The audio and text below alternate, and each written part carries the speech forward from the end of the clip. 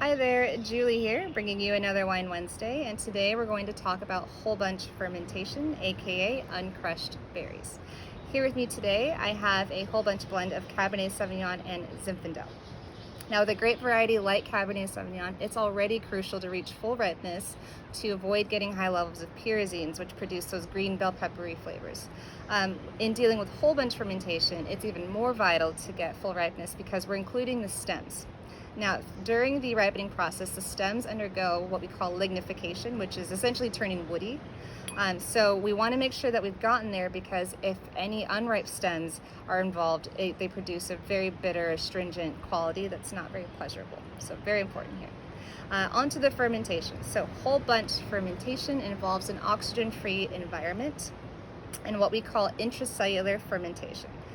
How this happens is the fermentation takes place within the berry itself without the use of yeast. And this will produce things like top-level fruit and things like that.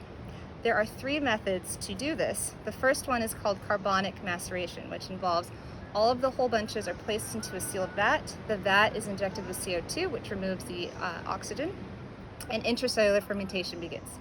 Now, during the fermentation process, once you get about to 2% alcohol, the grapes will split. They'll release juice. The juice will attract ambient yeast, and the rest of the fermentation is carried out just a normal fermentation. So what this produces is a lower extraction of tannin, but a high extraction of color. And also it can produce esters that we call isoamyl acetate, which shows itself by way of bubblegum, banana, kirsch, cinnamon, spice, things like that.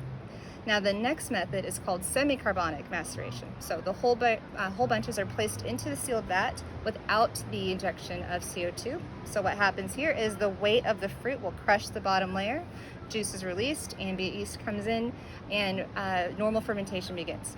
Now during the fermentation process, the CO2 that's produced will rise through the rest of the vat, surround the whole bunches, and intracellular fermentation takes place. This method tends to produce a better integration of these fruity qualities, adds a little more structure, things like that. Now the third method is essentially just blending whole bunches and crushed fruit. So placing them into the same vat, the whole bunches become submerged in the juice, they're away from oxygen, and then, you guessed it, intracellular fermentation can take place. Now this wine showcases that beautiful top-level fruit, a nice delicate profile and texture, and also that nice complexity of cinnamon spice and floral notes, things like that.